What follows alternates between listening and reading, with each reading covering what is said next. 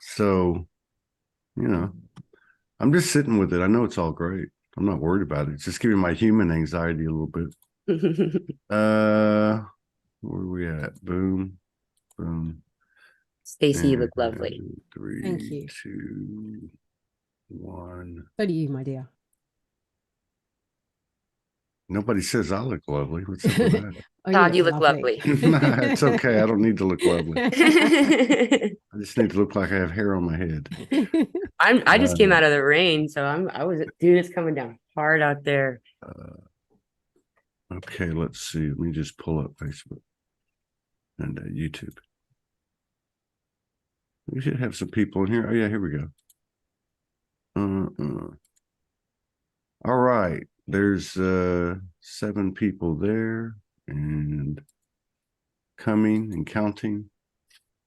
And YouTube, a few people coming in.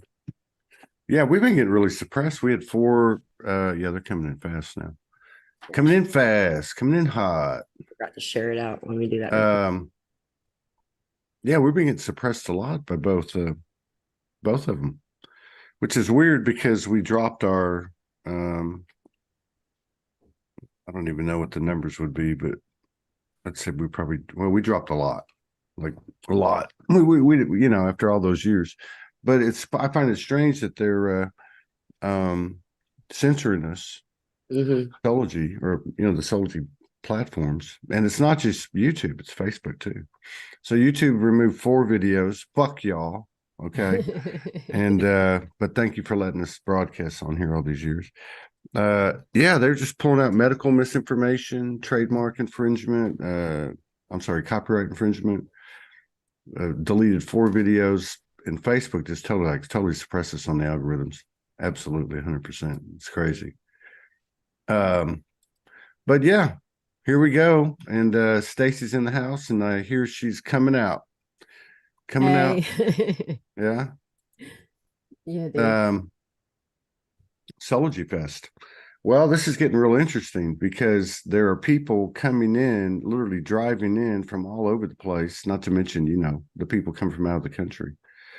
But I received a call from a lady yesterday that has been following for years, and she just did a cross-country move from I think the West Coast to the East Coast, like Maryland. Wow. And then she was supposed to get that organized with her husband and everything. And she decided after 3 years of ignoring, and then she was told, you need to go. You have got to go to Soulology Fest. You have to go. Each person will be pulsing energy 500 miles wide, something like that. 62 years old, doing grid work, the whole story. Nobody knows who she is. I didn't even know her name. And I'm coming. And then she starts, we both kind of started crying on the phone. I'm driving down the road. I'm like, man, don't be talking to me right now. I'm going to start crying. And then I was driving she said something. I can't remember what she said. I think what she said was,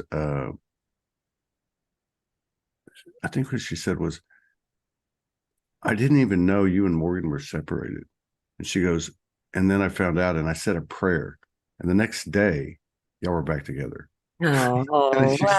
And then she started crying.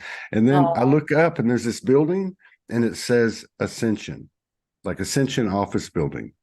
I'm thinking, this is crazy. And I told her, she goes, you can't make this shift up. I'm like, no. But yeah, I can feel the energy. It's like really coming in and not just in, my spidey senses, but in my body. yeah.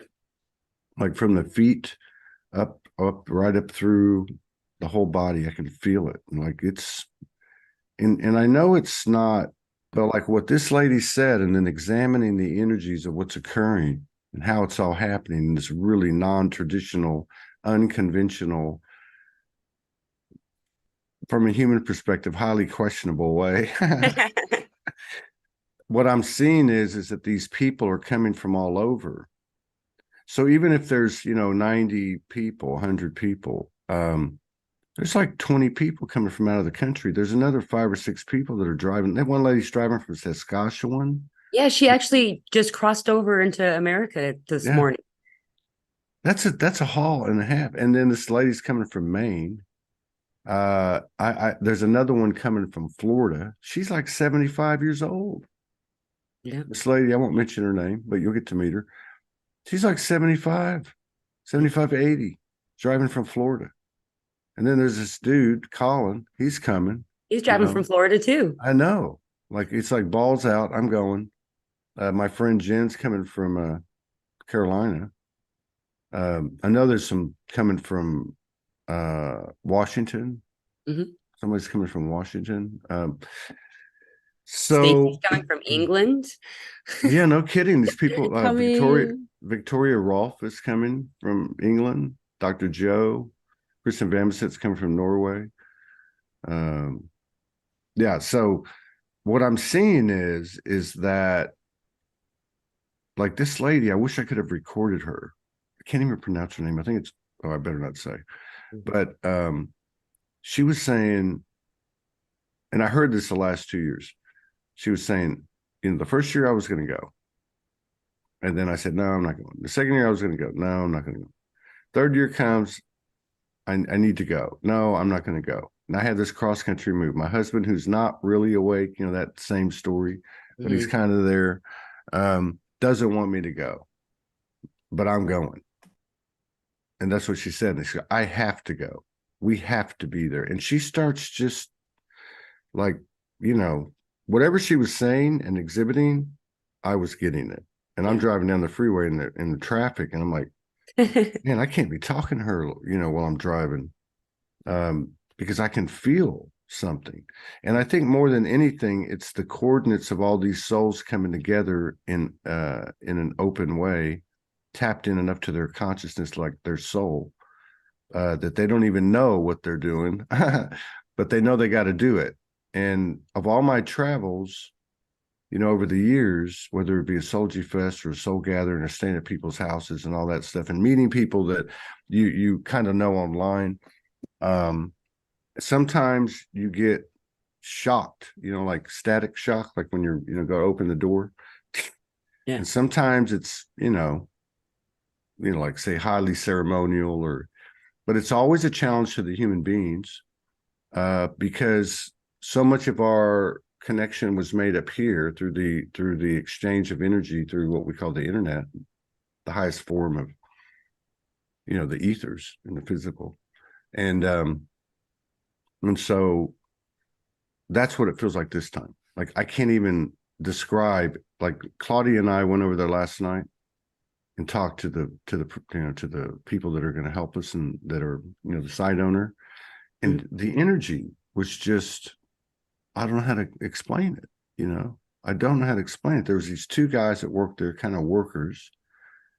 Claudia was there hugging people and being Claudia, and there was a feral kitty cat that had decided it was going to become their pet, living in the big warehouse. It was there. Its presence was felt. There was a couple of other people that worked there, an artist. We were just kind of hanging out, but there was something about the energy, that I can't explain it. It's like, we're supposed to be here. This is like holy ground or something.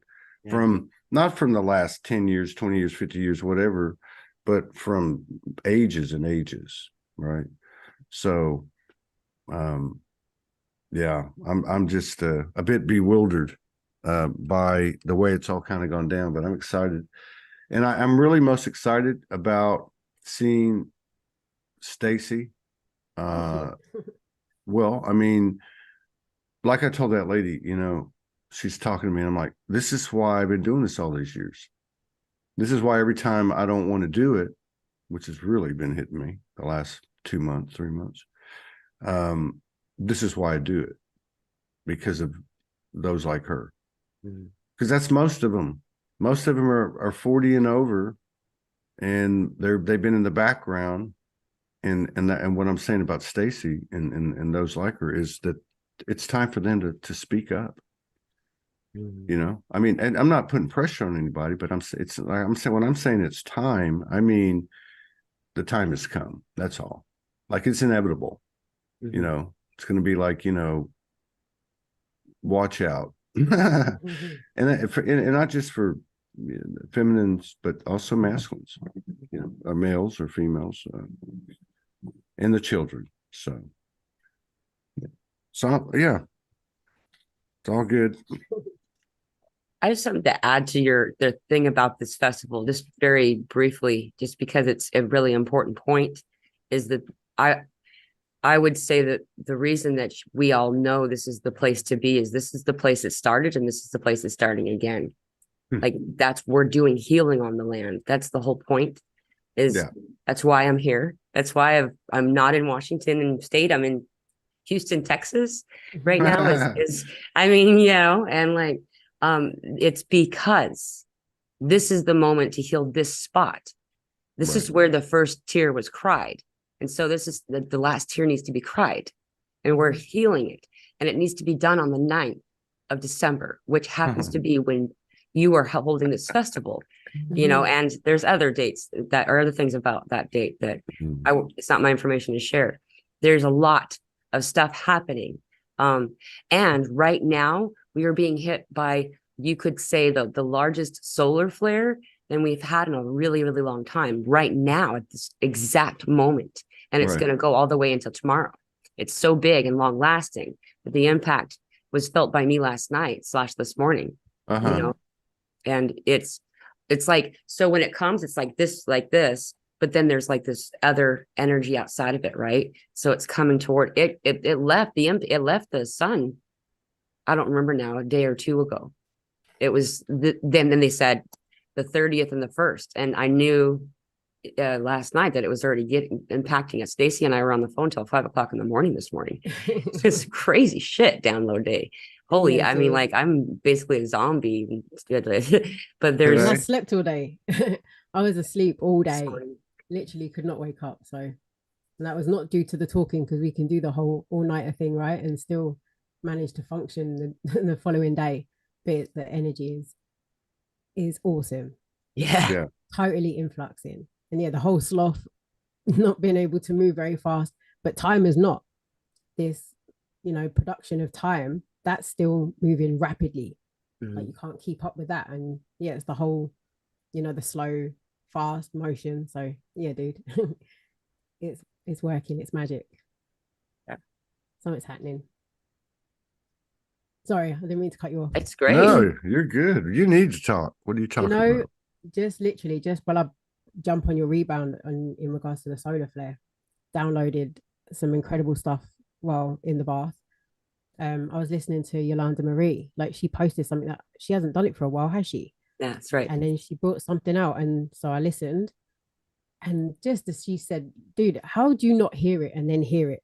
This is the thing. Like, you hear a word consistently, and then you hear it, and then you hear it. Yeah. I heard solar flare, soul, AR. And I was like, soul flare. So I was like, whoa, okay, that's a big one. So then I looked for AR. What's the meaning of AR? AR means augmented reality. Augmented reality. So it's within the conversation that we were talking about in regards to how we're doing it through electronic means and devices, but creating it real. And then I re-looked the word up for flare. Instead of flare as in the sun flare, what does the word flare? It means to flare out. So it starts in this position and then goes into a flare. So it starts from the small corridor and then it re-expands. And I'm just like, whoa, really? So we're in the flare of the soul. The soul is flaring open. Hourglass. We were talking about the hourglass, and it kept coming up everywhere. It's like the widening of the neck. The neck was so narrow, but now the flare is like this. Yeah. And then I saw arrows, dude. Then arrows were just like everywhere. And, soap bottles literally in my way. The 2 soap bottles. The first one was, what was it? Sorry. Newborn and upwards with an arrow. And then on the opposite side was another bottle that said upcycled with the arrow pointing up. So in regards to healing the land, to put in the healing is to recycle the energy, the rebirth, the recycle, and it's newborn, it's upwards. So up and out. We're flaring up and out, dude. It's the flare. And it's strange because it obviously we get the tendency that it's coming down to us and going across the earth, but that's what it's doing. But in response, we're going up and out, as in to meet it. I just had the whole vision of the growth process of flowers and the sun rejuvenation and the whole, the thing that you've been saying, we've been growing taller. So the impact and the influx of the solar rays, we're growing up to meet. I don't know where we're meeting, what we're meeting, but this is what came through. So Thank you. Pick away. Thank you.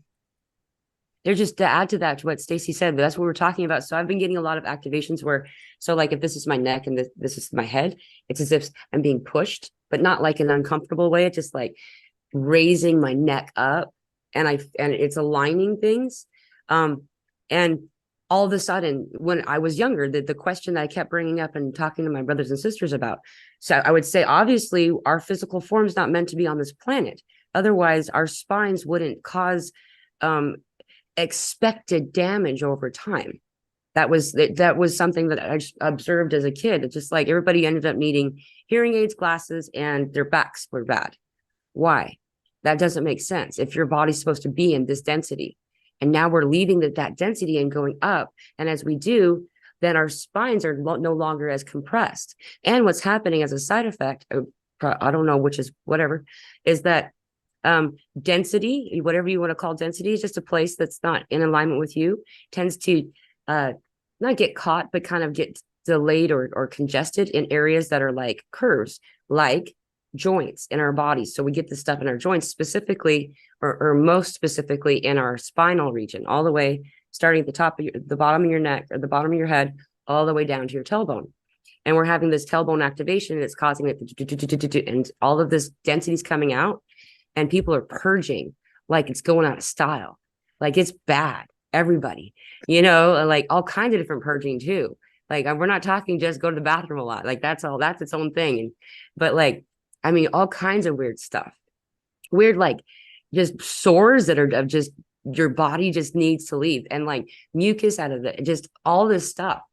It's all purging it all out. And like this is as a result of getting back to a frequency that our bodies were more aligned or designed to be in. Like that's what I get from it. So do you guys know Pat Donworth on Facebook? Mm-mm. I mean, I don't know her personally. I've tried to get her on the show a couple of times. She only puts up this galactic weather, Earth weather, like across the board though, like every part of it. And I don't even understand it, but I just notice whenever things are getting hot, she'll put stuff out, right? So she put this out 5 hours ago. All right. So she's Thursday, that's today, November 30th, 10 a.m. Eastern, right? Mm-hmm. 1500 UT. On the 28th, an M9.82 flare, so that's almost a K, right? Yeah. Erupted a powerful Earth-directed CME. Arrives on Friday, December the 1st, with forecasts of G2, possibly G3 storms. In addition, there are several CME brush bys are heading toward Earth, and the combined impact of Tuesday's larger Earth-directed CME with 3 or 4 minor CMEs could trigger powerful, bright auroral lights over a widespread area. My friend Kristen Vamstead, who's coming to the Soulgy Fest, she sent me some pictures. She's up in Norway of the auroras, just as she was walking, the streets, which isn't, something that never happens, but it's not normal. Right. So there was something else in here too. In one of these comments, she goes into detail about all this stuff, but yeah, here it is. This dude commented, and he said that the M9.8 flare was also I think this is what you were saying, a fairly long duration event, lasting almost 30 minutes compared to the average durations of 6 to 11 minutes. Yeah. So I don't know. It sounds like they're talking about like the type of uh energy or impact or storm that turns the lights out. You know what I mean? Yeah. It will interfere with electronics. It's 222, cellular, all kinds of satellite things get disrupted from it. They call it solar weather. And that's most people who don't Solar know weather. what solar flares are, they know about solar weather. Right. Because there's a segue there that I don't want to take yet, but there's another point that we figured out last night about language and technology. But I wonder if that has anything to do with what's going to happen with this solar flare. What happened during the solar flare? This is a point that I should make before I forget too, is that there is a debate of whether or not ascension symptoms are have something to do with the sun. And I'm going to say it does, dude. The sun is helping us bring our dormant DNA out of dormancy. A lot of you know that we've heard for years, and some people don't remember, that 90 to 95% of our DNA was called junk DNA because Right. it didn't have a use according to science. They didn't know what it was for, or they didn't want to tell us, whatever it was. Now those things that were considered just not used or whatever are becoming activated. And not just now, it's been happening for some time. It's just more people are talking about it, and it's happening at a higher frequency and a more noticeable way. Some people who, regular 9 to 5, whatever, the regular thing, one day all of a sudden has this huge awakening where they can hear other people talking and they can communicate, and they can see sound as color, and this stuff is happening. And some people call it radiation sickness. And whatever you want to call it, in the end of the day, no one's dying. Exactly. So it's a thing. It's a thing. Definitely, it is a thing. It's a thing. That's the thing. That's the only word I can use when something happens. I'm like, it's a thing. You say something, it's a thing. There's no explanation, but it's a thing. But when Todd said, it's the occurrence of having lights out, that's how I felt today. My lights are out, dude. Yeah. Lights out, flat out, and it's like there is a quiet. Right. It feels very quiet and very still. Yeah. And I like that because I know when that still occurs, there's going to be the influx, and the influx is always so exciting. That's not it's not the fear, the deathly silence, what's coming. It's more like, whoa, something is coming, and I love that feeling because it's the consistency. You start to recognize the patterns. You start to see, even if you're not following 100. I'm like you, Todd. Most of these things that come through, I don't understand. I've only just started to understand things because Pamela's so good at explaining stuff to me, and she has to tell me frequently. I'm like, what was that again? Can you say it again, please? And then, it starts to embed. So I don't have all these technical terms, but I just know once you pay attention for long enough, you recognize the patterns in these things happening. And then once you get over the fact that they're not harmful to you, they're actually helping you, it brings so many gifts. Things that are unpacking for me, I'm just like, whoa, I have these things happening. It's just the innate understanding of my intuitive guidance. Now, completely, fully trusting that it is a thing, that it's not just my imaginary self talk. There is something phenomenal happening. Yeah. Not in my brain, but I was saying to Pamela, it's more like that space behind my brain. I know that sounds really bizarre, but there's that initial piece behind me that I know that when that comes through, there's no, I do, what's the word, Pamela, when I self-observe? Is that right? Observing self. Observing yourself. I get it back to front. It's the same thing. So once observing self, I then have the time to sit with myself and realize that what actually is coming through is real. And the more I believe and the more I trust in it, the more it comes through and it's apparent and it's a really real thing. You know, it's the whole make believe, dude. Once you play the game of make believe and these things are real, you know, it spirals. Where's Elsa with all these talks, you know? But it's just all these spiraling effects with believing, make believe, playing. It's the time to have fun, but there's also a serious reason for this happening. And it's because we need to truly understand who we are. We need to really truly understand the makeup of what we're trying to do on this planet at this time. And that's why the gathering together and bringing all these elements from different parts of the globe together, because we're bringing a different spice of life. Everyone's coming with their own unique flavor or thing to put in the pot to mix it up and put it back. So I don't know where I just ran off with that tandem, but thank you for letting me. It's the same story that we hear over and over again. Is each one of us is the puzzle pieces that got lost under the couch, right? And then after a while, one day, you know, someone turns on the light and you get to see where all the pieces are at. And everybody gets to be seen and realize that they're all part of a whole. That's what we're doing right now, is we're coming to gather, together the same word.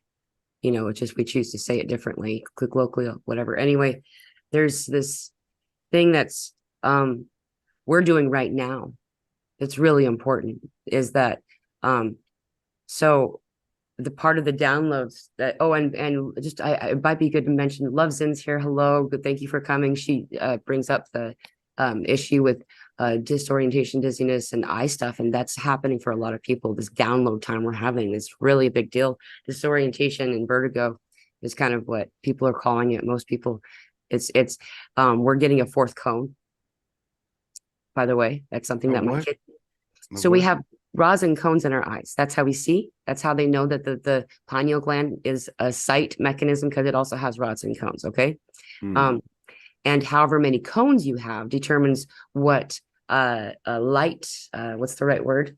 You can see a certain range of light based on how many cones you have. So the first cone is like the lowest one. Anyway, we have three, where the human form is known to have three.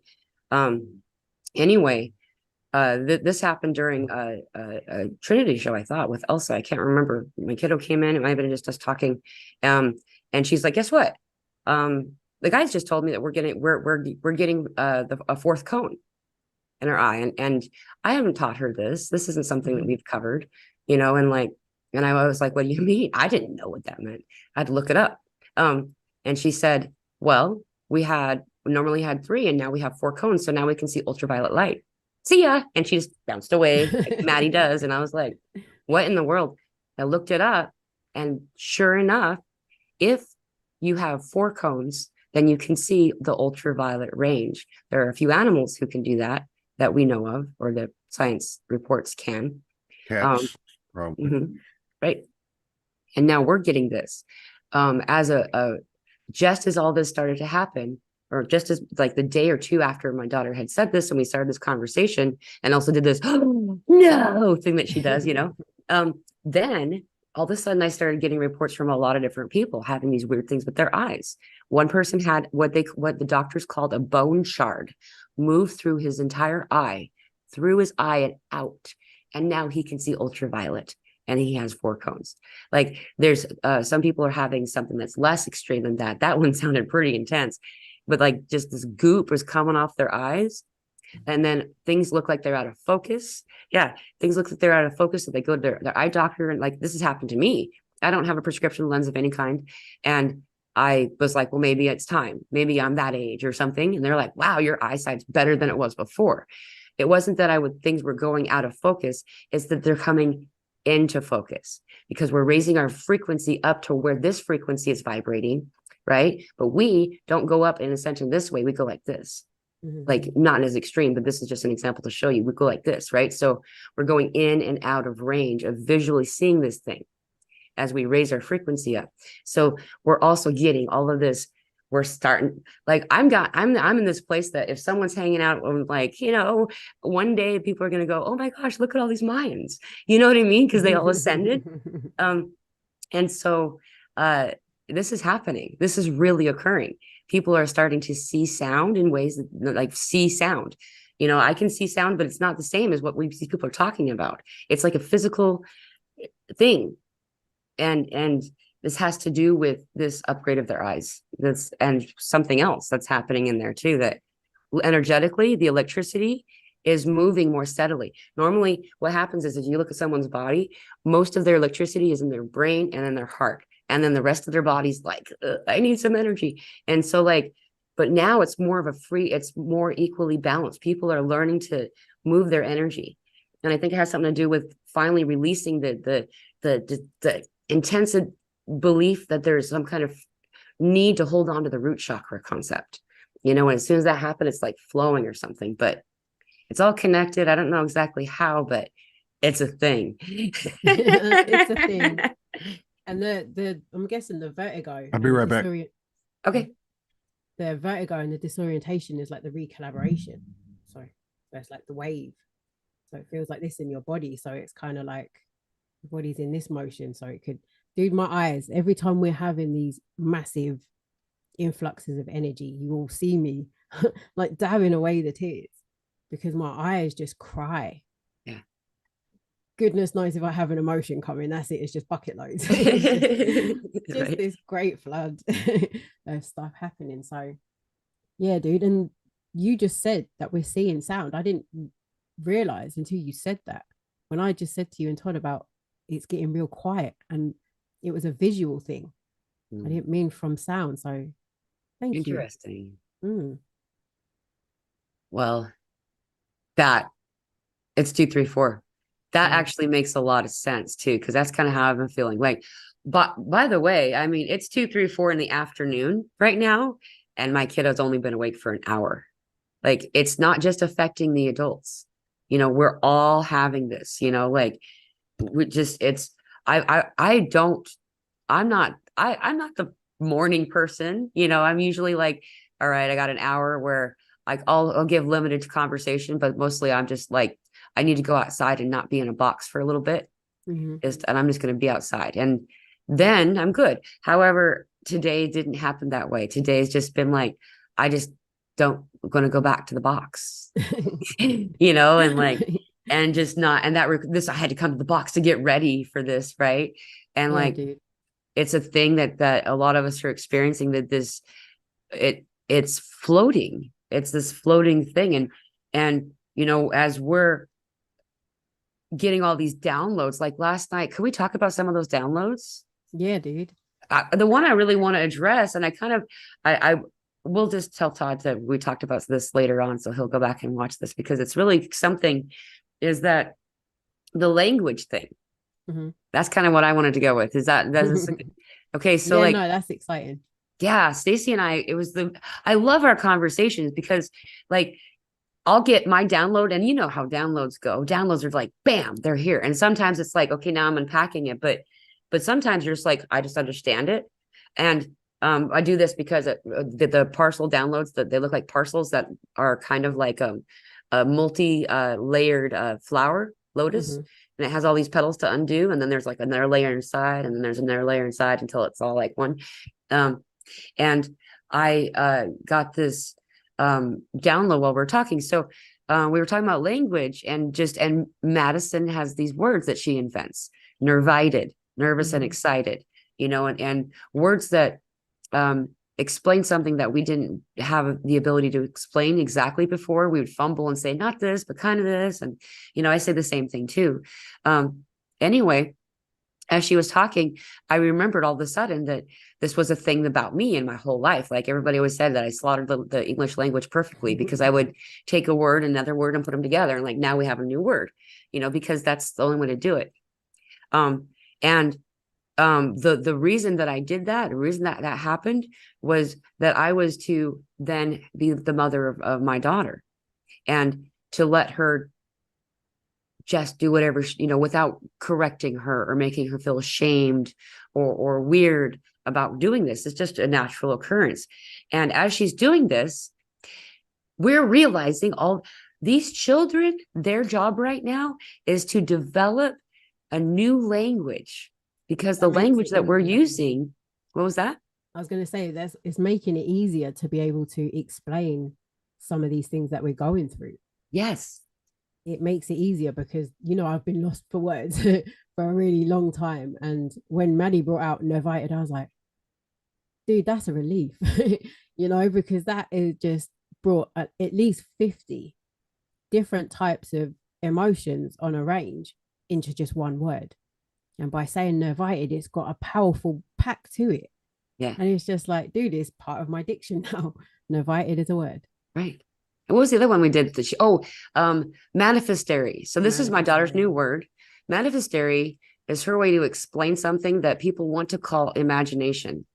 And it's not imagination, it's real. And she was saying that manifestary means you're manifesting a truth in the moment it's an action, it's a verb word. Mm. And so it's manifestary. So she's like, these are my manifestary friends. This is my manifestary, you know. And when she says manifestary, she's also talking about her guides. You know, she talks to some pretty high frequency beings, and they're manifestary. That's the word she uses for them. So this is a very wide, like spectrum kind of word. So I was going to say the reason why I love that manifestary, I had to get her to say it a few times so I could grasp it. I'm still getting it.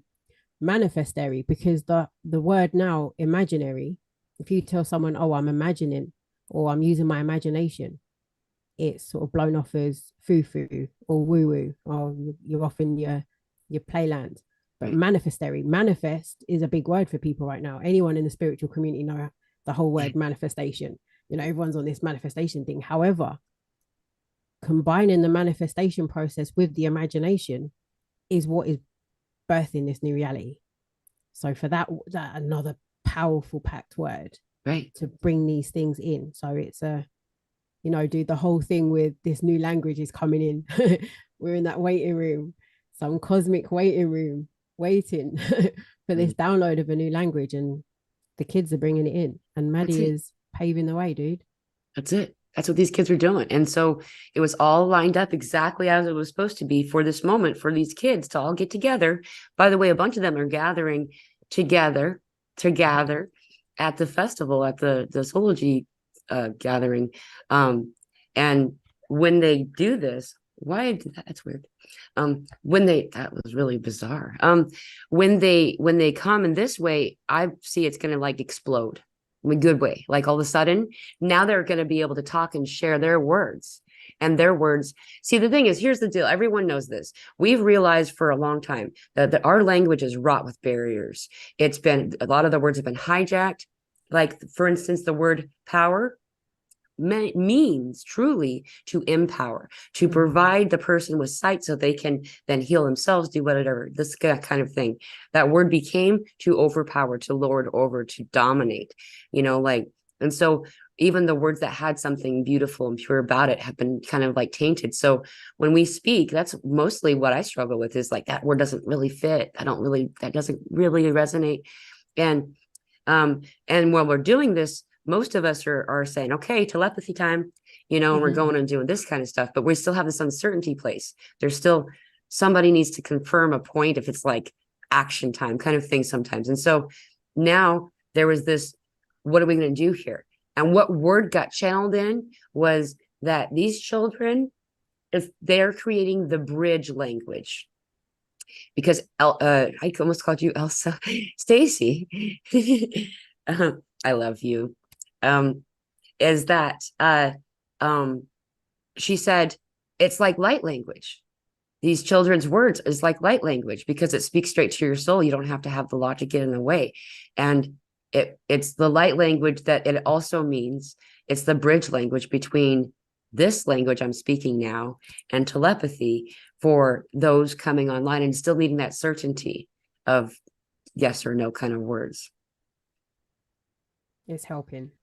Those two words in particular already. And imagine she gave us those words. And now they're over here. So once we start packing them into our diction, we're going to start using those words, and people here will start hearing those words. You know, so it's going to be amazing to see. I can't wait to see what other words she's got.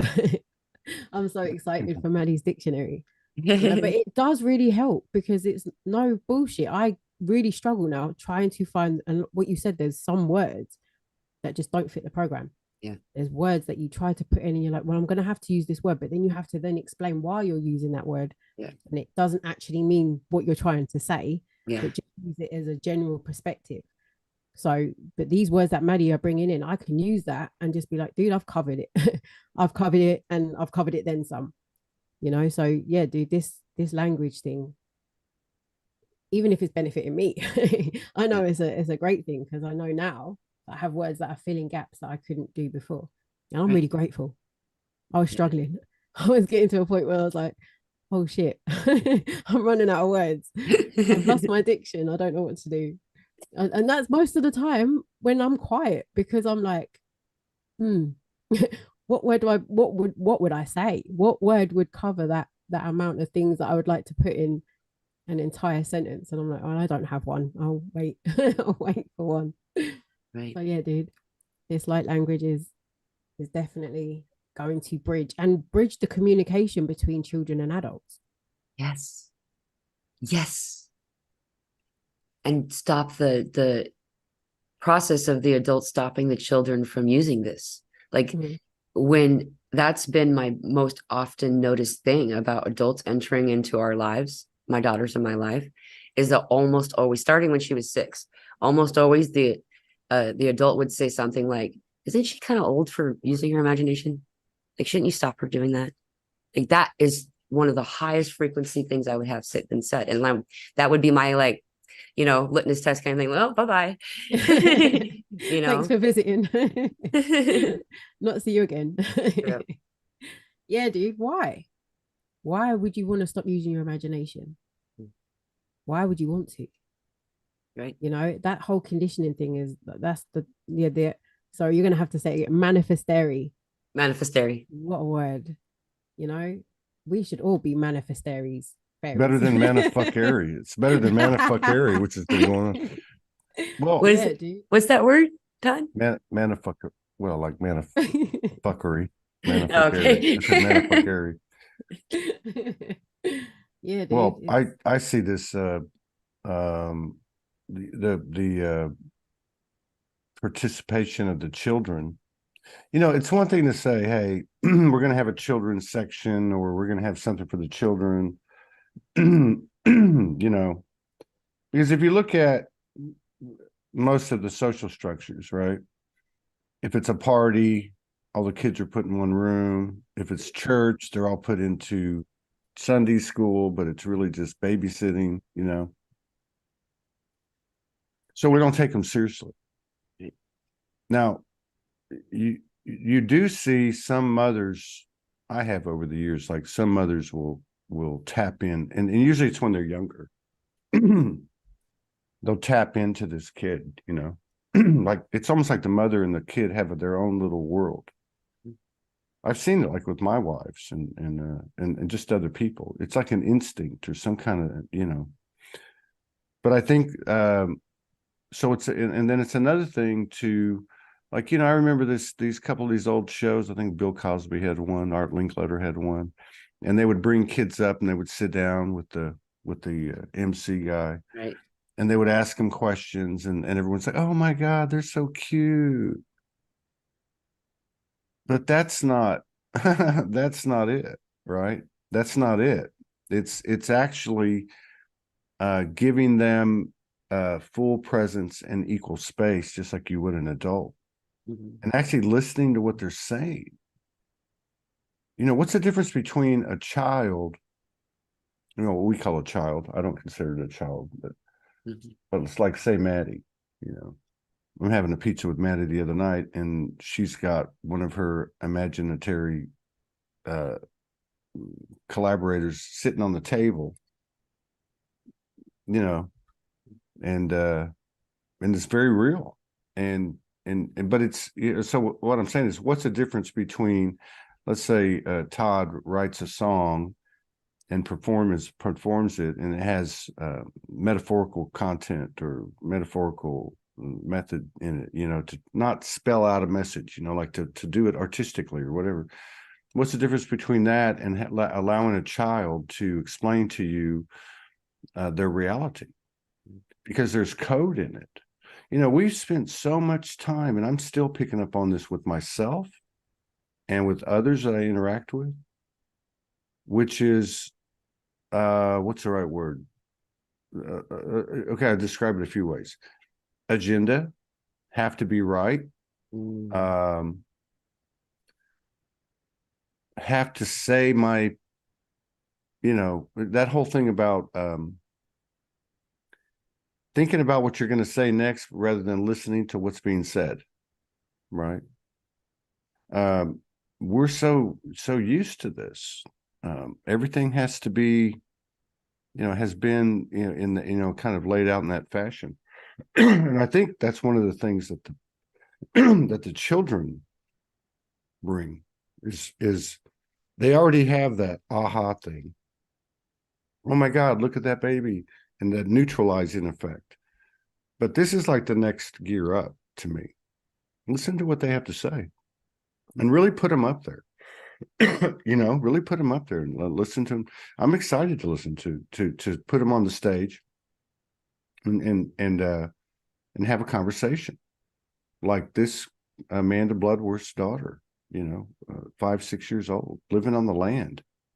I was talking to Claudia Silk and I said, you know, do you know, well, she knows Amanda. And I said, you ought to cruise by her place on the way out of Texas. She goes, well, I can't because I can't get my, you know, my RV down there. So she lives off the grid where you can't take a, you know, 25-foot van down there. And this kid's down there doing this. And I've seen pictures and all that. I've never really heard her speak. But Maddie, you know, some of the others, you know, it doesn't always have to be about, you know, I came from the blue planet and, you know, and all the things you hear with some of the stuff that's more sensationalized. I think it really, there's more to it in just what's your life like every day. You mentioned Yolanda Marie. She's got a couple of older children, I think 17, I want to say like 15, 17 or something. And they both have certain attributes. I think one of them sees the elementals, right?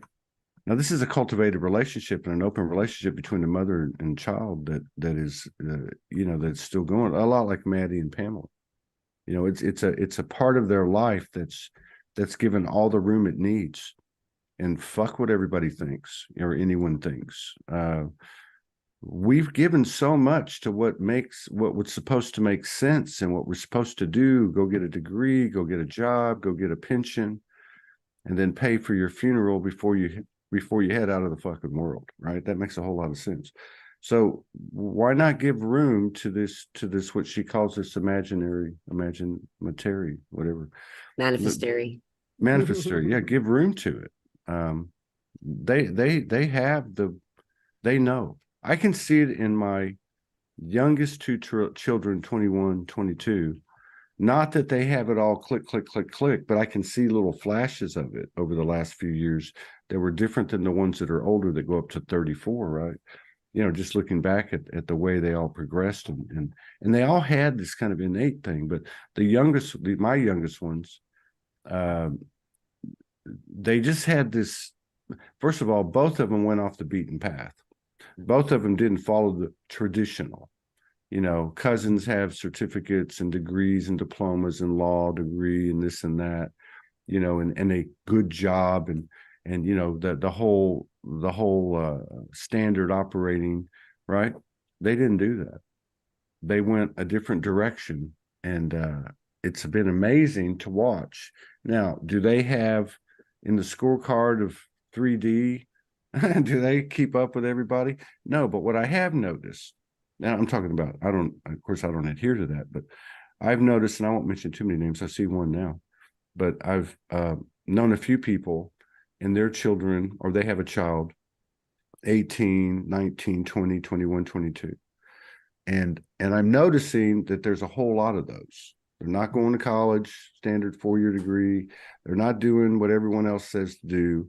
They're just doing their own thing. And somehow or another, their mother, father, whatever, is allowing them to run free like that. It's all energy. and there'll be some of that group too there. And but to allow them to do their own thing is no different than getting a 9-year-old Maddie or a 5-year-old Amanda's daughter or Nicole's son or whoever it is up on, or in a conversation, I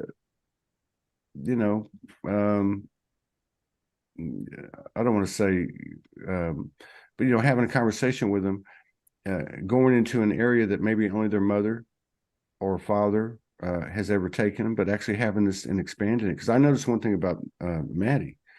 When Pamela asks her, or if I ask her something about her reality, she doesn't just say, "Oh, okay, I'm going to tell you."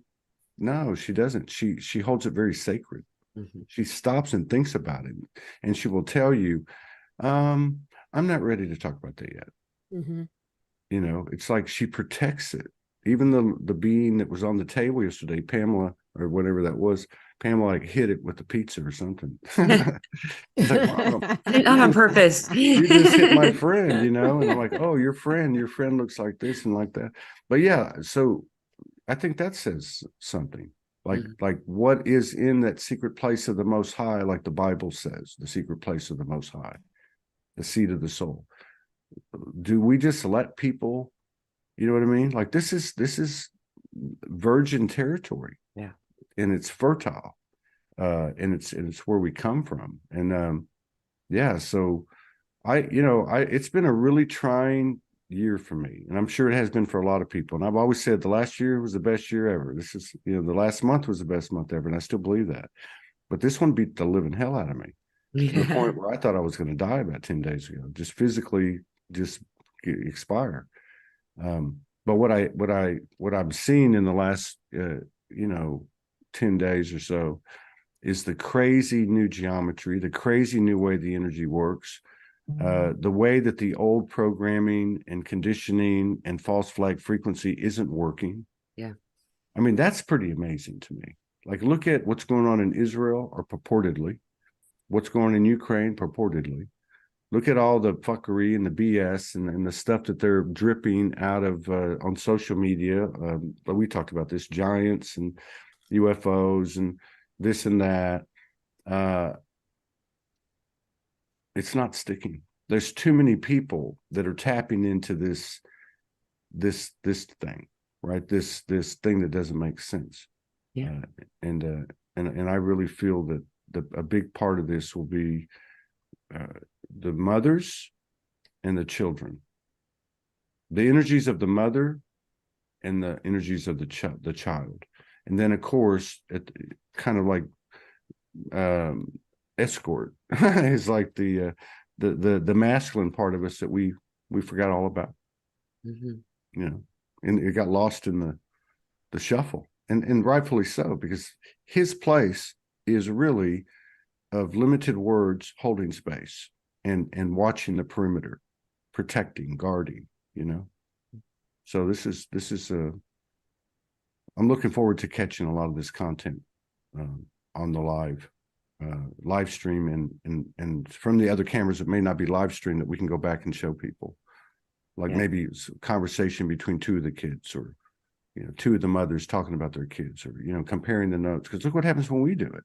Yeah. Mm-hmm. Like, oh, wait a minute, you got this piece and you got that piece and you got this piece and you got that piece, and there's no telling what will come through for them in an environment like that, where they have total acceptance and they're not treated like a child. Yeah. Mm-hmm. They're encouraged, they're listened to, and immediately they can't stop. They don't want to stop talking. I just want to make one more point just to show something, because those who are listening, someone might not, it might help to see that when Maddie comes in, this example is the one that happens the most frequently. She'll bring in planets, but when she comes in, these are planets like they're people. They have names, they have faces, arms. This is how she's kind of describing them, as if they're interacting and having a social moment. She'll tell me a story of what had happened. It's really funny usually, and then she'll wander away. And so this example, I'm going to say, all of a sudden, all the planets changed genders. Somebody bumped into somebody else, and they all started spinning the different direction. And the boy became a girl, and the girl became a boy. And I told Elsa, and she was like, someone was just telling me that all of this was a little while ago, all the planets were changing their gender based upon, there was like a series of events that everything went, all the planets went retrograde all at the same time, basically. And it caused this weird thing, this phenomenon where the gender of the planets changed. And so she told us about it by telling us a story. And they were like, you know, joking and saying, don't do that kind of thing or whatever. And somebody had a toy and, you know, but and why am I showing you this is that the example that Todd just made is that one of the things I see as a mother for the daughter I have is that my job is to do two things, is to make her feel safe enough that she can be herself, whatever that is, you know, what in whatever way, and then she can just express, and I get a lot out of it, you know, a lot out of it, all of it, and then my other part, the other part of my job is to translate what she's trying to tell the world, because she's telling me in our language. Right. We have our own language, and I understand her, and we have this telepathic conversation too. Like I'll be exhausted and she'll fall asleep and then I'm awake again. Like that deep of a connection. Like I feel exhaustion because she's tired too. This type of thing. So I'm just showing you, for any of you out there who are having these same kinds of experiences, that the job's not hard, it's easy. And that's what it looks like. It's really, and then Stacy's got 7 of them. Like I'm just talking about one. Yeah, dude. I witnessed my daughter today calling in birds. Calling in She was birds? calling in the birds, and it was so phenomenal. She was out there really early, and it's getting to the point now where it's freezing. We went below -1, and I witnessed her put on her coat. She couldn't find her gloves, so she puts. Dude, this was so cool. I was like, that is such a great idea. She got socks. She put socks on her hands. She's only 7, so she put her socks on. And then she left and she went into the back garden. And then I could just hear her making these sounds. And there were different frequencies and pitches. So I looked out the window and all these birds were just floating and flying and coming into the garden and leaving the garden. And she was like in the middle of these birds. So to her, it was a game. And I was like, what the heck?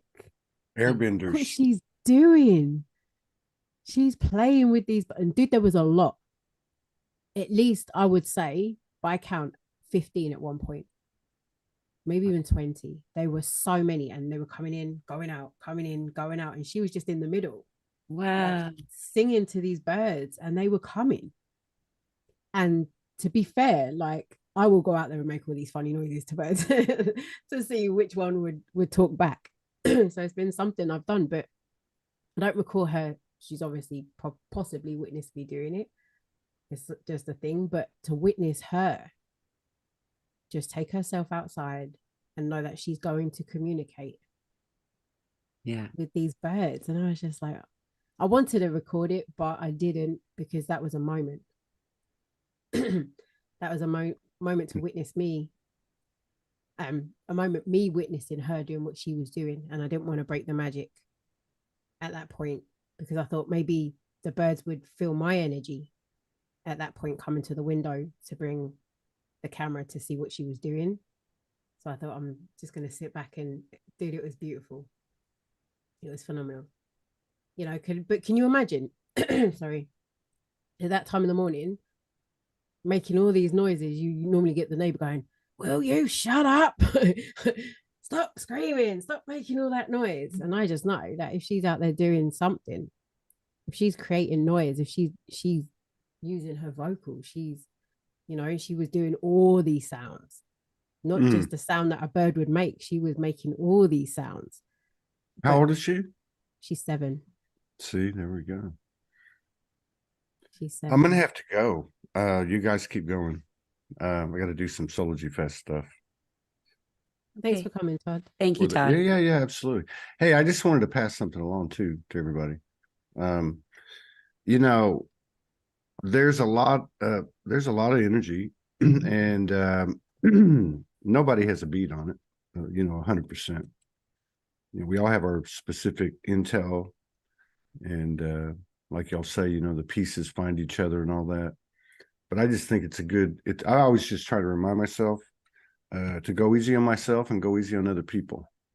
And you know, we say don't take things personal, and we say other cliches, but it's really in our best interest to really walk that talk now, because it pays immediate dividends, and I'm seeing a lot of that, where the energy allow the energy to work things out, you know, and I think it does it when we're in that space of compassion, no judgment.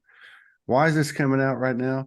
I really don't know. It's just that I've had a lot of interactions over the last couple of weeks, and I've noticed that, because we got to understand something.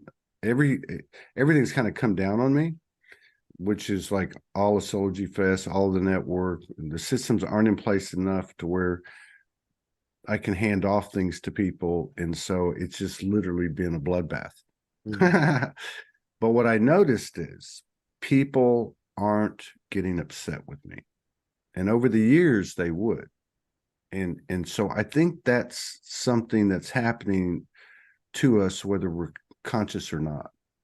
It's just something that's happening to us, which is what Stacy was saying, right?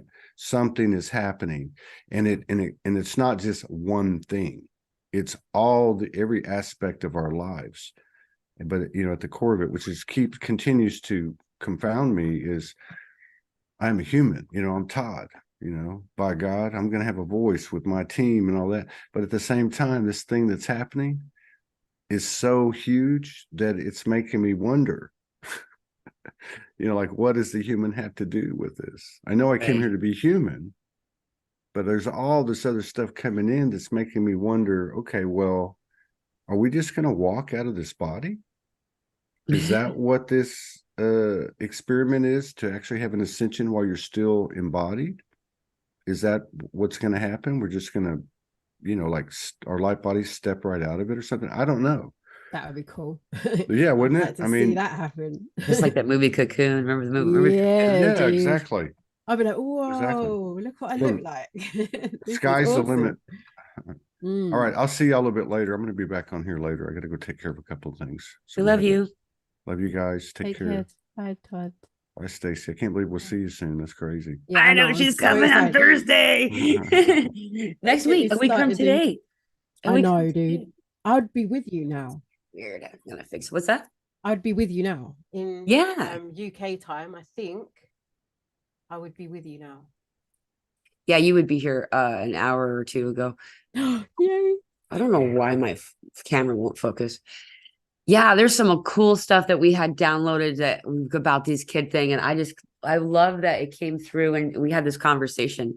It was really fun to watch. Can I talk about what we did, the kids? I would love to. I did want to bring that up. I wasn't sure if we were. Okay, I was doing the same thing. That's one thing that's so cool about being on this journey too, is that the other parents, the other moms, the other individuals, the guardians and stuff of these children that we interact with, we're all so respectful and understanding of, because, you know, we're coming from, just as you all understand and have had the same experience in some way, probably most people anyway, is there's been this hesitancy to speak about things for a variety of reasons. And those reasons are now, at least for my experience and from what I'm being told by my guides and the individuals and energies I follow, that I listen to because they come through to help, it's no longer a thing. My first sign of this was, so I don't know how many of you understand the medicine animals and the totems and how that stuff works, but animals will come to me to explain something very specific.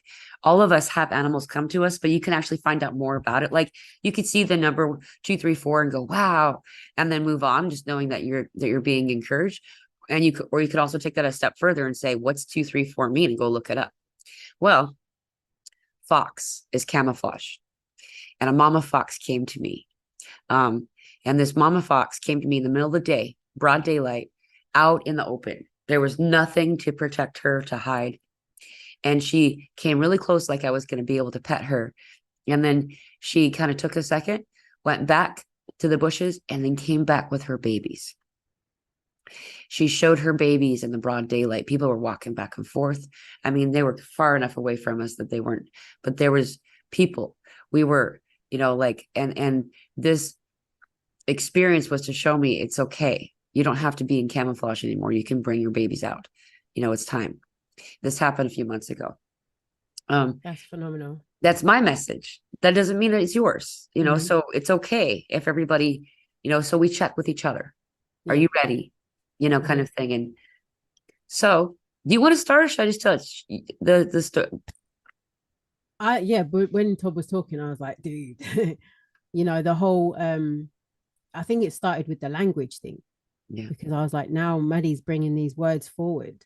I was just so excited that my children are going to start using these words. I was like, this is a whole profound diction for my children to start using, and the fact that they could now share it. So if you'd like to take the lead and state what happened, would be phenomenal. You'll explain it way much better. Oh, I'm sure that's not true, but thank you. Yeah. So like, Stacy and I have become close friends, and it's been every day we talk on the phone, and the kids do their thing. Like we interact, as good moms would do.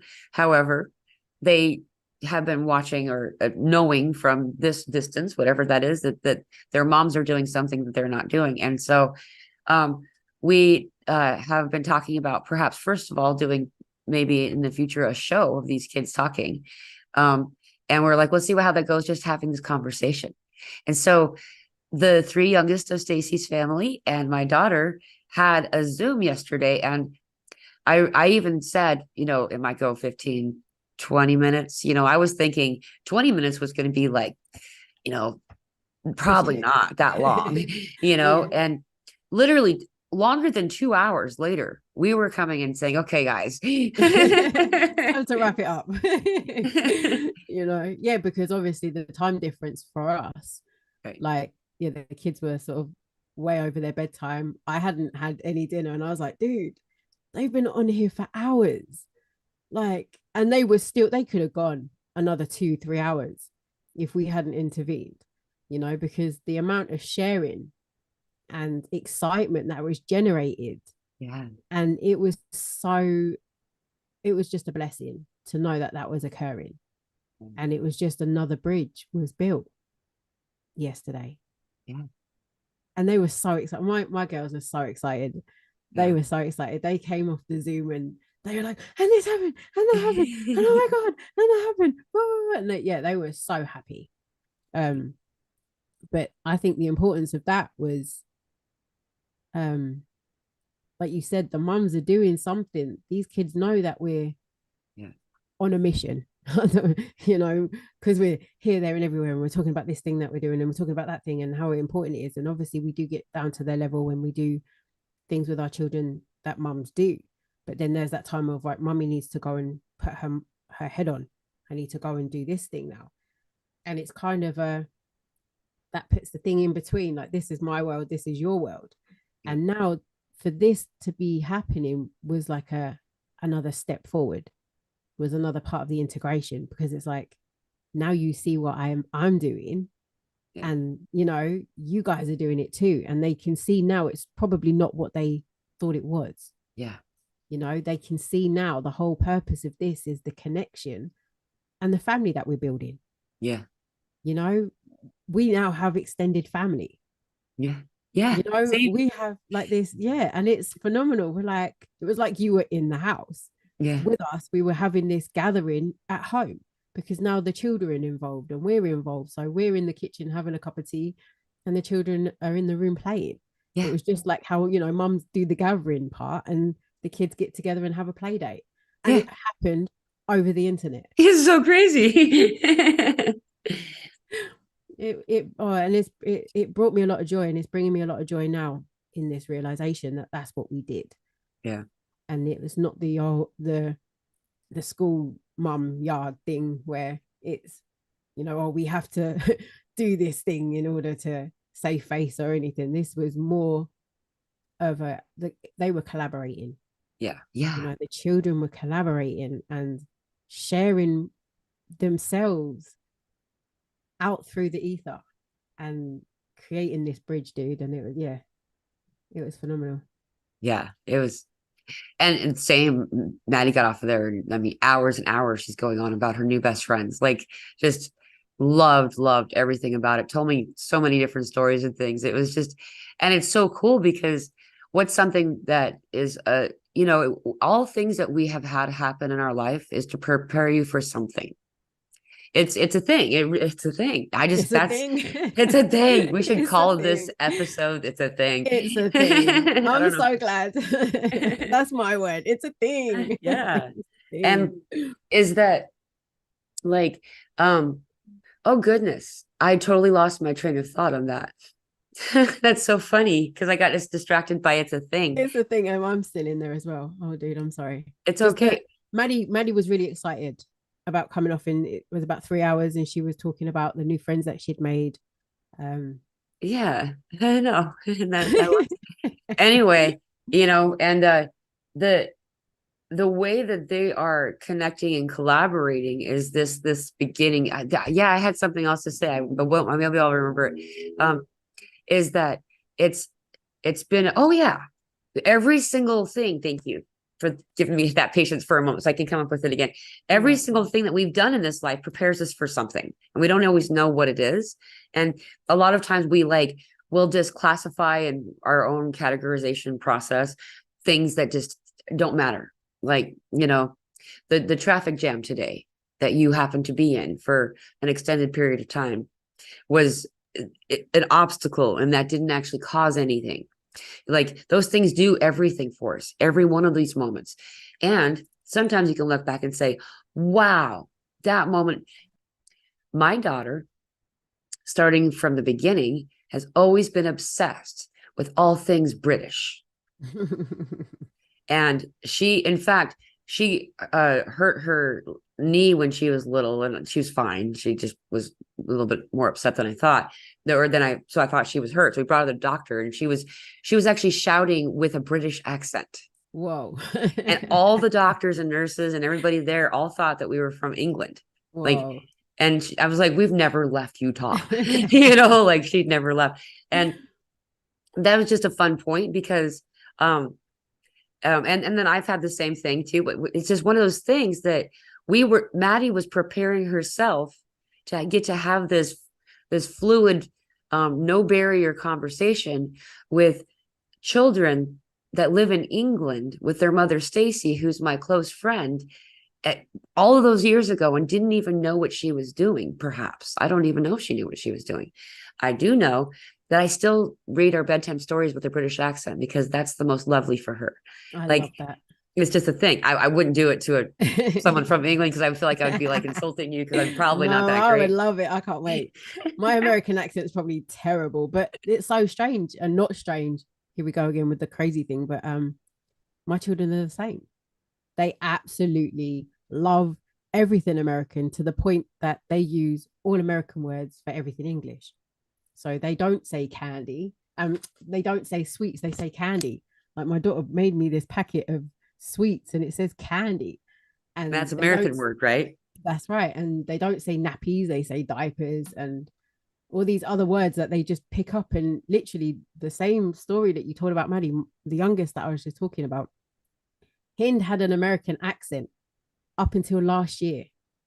Anyone that met her, they were like, why is she speaking American? That's what she likes. And dude, she was good at it. She had it to a T. She was completely on it. It was cool. Everybody was like, whoa, she has a really deep American accent. Funny. Really funny. Wow. Really funny. So yeah, dude. And I know they were in love with Manny's accent. I know that they were just crooning over it. They were just like, oh. Yeah, it was cute. I peeked in a few times, and you could tell all of your kids were just like, oh, you're so yeah. It was fun. And she laughed it up too. And so did they, dude. So, and it was, and the whole thing that Todd was saying as well, like, even these children that are not near any other children, I think this is why these forms of technology are really, really clever in that way. So these children that are not having interactions with other children can get some understanding of where they sit, you know, because it's well and good having a child just grow up with the adults. It's fine, because in that sense the children then can have, I'd say, adult conversations, but not adult conversations. They can sit down. You can have a one-on-one conversation with the child, and the child can speak to you, and you know the conversation flows, because it's not the whole, you know, there's the whole thing that you can actually on their level, and you know you can speak to them and they speak to you, and we have this, you know, the to and fro. And then, so I was lost my point with that, but I think in regards to using the technology, it's so good that children can see that there's others like them. Yeah. You know, like last night my kids were just like, oh, whoa, there's someone just like us, and she's way over there. You know, just that formidable hug just going through the internet. They were just like, whoa, Yeah. you know, we can so relate, because all the children around here, they're not able to relate to, because if my kids went to go and play with them and they would obviously discuss how they live, you know, it's not going to be the same. And you know, it's not the whole fitting in. My kids don't do the whole Facebook and Instagram and stuff like this. You know, it's not something for them to communicate with. They like to communicate on a one-to-one basis, and they wouldn't be able to associate with other children, because at the I find it quite unfortunate that that's just a thing. Like, these kids are not interacting. I've seen teenagers just, they're talking to one another, but they're talking to one another on their phones. They're sitting next to each other. Yeah. They're not having conversations. And these younger children now are the same. These are small children, and they're having these, and yeah, I'm getting it all confused, because I'm saying that technology is a great thing, but it's a great thing when we're this far away. Yeah. You know, where I can't just hop in my car and come and see you guys. Otherwise, I would. Yeah. I totally would. However, we're not able to do that. So, in order to bridge these gaps like this, is so magical, you know, and it is giving these children an opportunity to be able, like Todd was saying, you know, being able to share themselves and not be judged for who they are. Yeah. They can just completely be themselves. And it's magical, dude. Last night was so magical, and I know they were so happy. And encouraged to be themselves. That's the other part that I saw too, is that, yeah, it's just that when a child is encouraged to be themselves, then you find out who they really are, and you realize that you've only been seeing the tip of the iceberg. Like any of these kiddos. Like, you know, before I was a mother, I was always told I wasn't gonna be able to be a mother, you know, like, so because of that, I was like everyone's aunt, and I was very excited about that job, you know. And so like and that's always been the case, is that when you have that child, and maybe, you know, the adults are doing something and you're over there in the corner with the dinosaurs on the wall with the kid, all of a sudden they start to become themselves. They start to let themselves peek out, and you find the master looking out from those eyes that has been there the whole time, but none of the other adults in the room maybe were able to see, you know. And like, we can all do this. It doesn't have to be that you're a mother, a father, or uncle, or even directly related in any way, because we're soul family. You know, like the connection that my daughter's been seeing your kids in dreams. She just didn't know who they were. You know, she didn't know that they were your kids. And this is like, and that's why she was talking about it as the way she worded it. It was I can't even, I struggle to say it, because I'm like, this is how you use the English language kind of thing. But the way that she says it is like, I'm so glad I met my best friends again. Kind of like I can't even, what she's saying is, it just happened, but it's always been, you know, and like, because that's true, you know. And this is really fun that we've segued this way. I'm going to jump right now on the segue, is that another download that we were getting last night had to do with technology and how and time zones and this whole thing. So like, where we all are aware of the multiverse, we've heard about it somehow. There's like multiple universes. We were aware of this concept, you know, like, It's become like kind of a standard normalized word from my perspective. Then we have this time zone thing, right? So a lot of us, not really the way my life works and Stacy's life works, we connect over this period, this space where in this space that they call England and Houston, Texas, America, is that there's a lot of different time zones in between. And so when I speak with Stacy, I speak into the future, and she speaks into the past, and we meet in the middle. And there's been this whole thing about that. Like we'll do it on Zooms, we'll do it over Telegram, on the phone, things like this. And then and they've been saying for a long time, the energies, the spirits have all been saying that we're transmuting technology, transmuting the nefarious, the maybe not meant for our best betterment parts of things like Zoom, like the internet, like, well, just the internet specifically was what they're talking about. And taking it over, meaning, okay, this thing is going to be here. Let's use it to help us, like spirit always does. There's never only one reason for something to happen. It's always used in many ways, at least several. And so this is the hypothesis that we're going to chew on, is what if we are truly the time zones that are all connected, and we're all having these inter universally conversations. These time zones are actually separate realities. Like, let's just play with this just for a second, because I know this gets kind of big, but like all the things that we're seeing are coming out from your own eyes. If that's your augmented reality, that's your solar, right? And so if we're meeting in this way, what happens then when we travel across the space in order to then be in front of each other in a physical form? And like, doesn't that feel like we're pulling in, we're re-merging all of these different realities into one, like was meant to be, like that? Remember that rolling up of the scroll? Oh, where's my book? I can go get it if you want to talk solo while I'm running away. I don't have to get it. Where are you running to? Like, the bedroom and then the suitcase. We'll leave it for next time. I'll prepare for next time. We'll leave it for next time, if you don't mind. Because I would like do elevator music. That actually means boring in sign language. That means bored. Does it really? Yeah. Picking your nose. Where did that come from? Because that's what you would do if I walked away. I was joking. Just sit there picking away.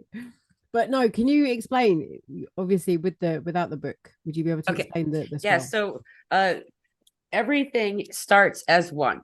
Okay, so we have God, source. It's very interesting too, because it actually looks just like if you just make a basic structure, it does look kind of like what you were talking about with the solar. So it's kind of fascinating. And then, so I'm going to do, there we go. We'll go like this. So when the beginning of the Bible, everybody knows that it's, in the beginning there was nothing, and then all of a sudden there was something, right? And then, so it was God making a motion. This is really fast, but God making the motion, and God separated into two on this, God stayed. And then each of these became two as well, two. And then this became two, and this became two. And very, very quickly, I'm sure a lot of you have seen the drawing, but those of you who haven't, I don't know. We don't add it to we don't edit these videos, but yeah, there you go. The idea of it though, is that it went on for forever, basically, for a really, really far distance to where, and it looks like a spiral that kind of, if you look down through it. Okay, now we're in the time of the rolling up of the scroll. The rolling up the scroll is, so a lot of us have noticed this throughout this lifetime, not just recently only, is that we'll have a profound change in mind and body. And everybody around us will be like, whoa, you're a different person. Maybe you feel kind of the same. You had some kind of experience, you're aware of it, but you don't feel like it changed you that much. Often that's the case. At least in earlier days. I would say now it's just like something profound just happened, but that's what is usually the result or when you had that experience, most often that's because you just merged with a higher self. We all have to have a higher self, and our higher self has a higher self, and it goes and goes and goes. Okay. So when you merge with your higher self, you're not like disappearing or something like that. It's just you're becoming more of you again, more of your truest self again. You know, like, because you want to use the words return, but it's not like, you know, you're becoming again. And as we go up more and more up this scale or the line to closer and closer to God, the more we're merging in this way and understanding our frequency and becoming masters.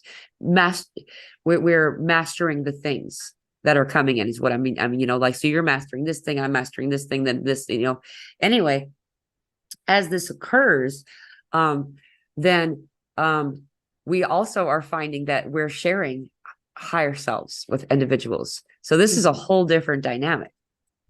It's really a fascinating and exciting thing.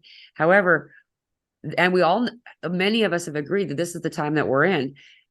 That also is a different part of the story that we don't usually talk about, is that we have all these other realities, timelines, whatever words you want to use, these other spaces where Stacy's over here doing this. Now Stacy's over here doing this. Stacy's this person. Stacy's that person. All these different examples that then merge back.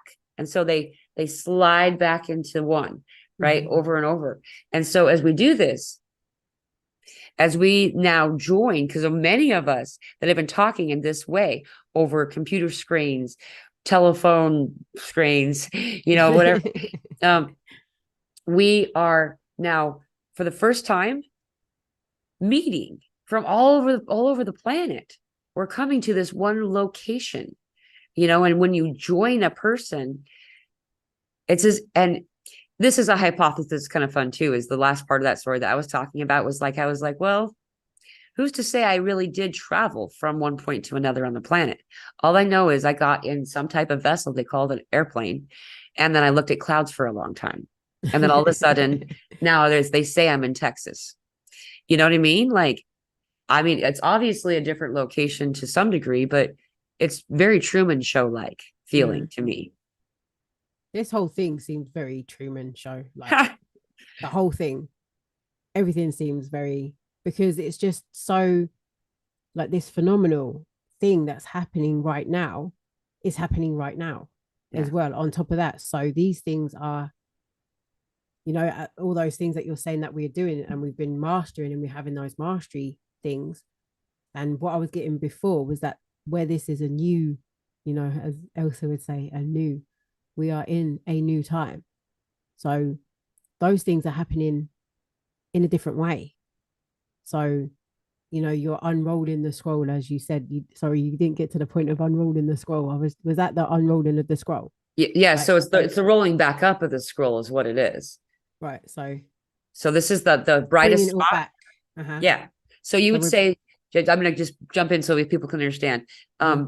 This, you would say, I'm calling it the shoulder because it's the farthest away from my fingers. That's how my body works. Is that, so God is the brightest light, right? And then the reason, one of, at least anyway, for these incarnations for us to do this is God said, I want to experience. I want to know self, and I want to experience. And in order to do this, God had to roll away from self as far as possible, the rolling away of the scroll. This is the light source. This is the farthest point from the light source on this particular extremity. And so looking at it like a traditional parchment where there's a lot of character inside the page, you wouldn't see from the closest light source where the light is really bright anything about that paper. It would look just like, you know, one of these mass-produced pieces of paper.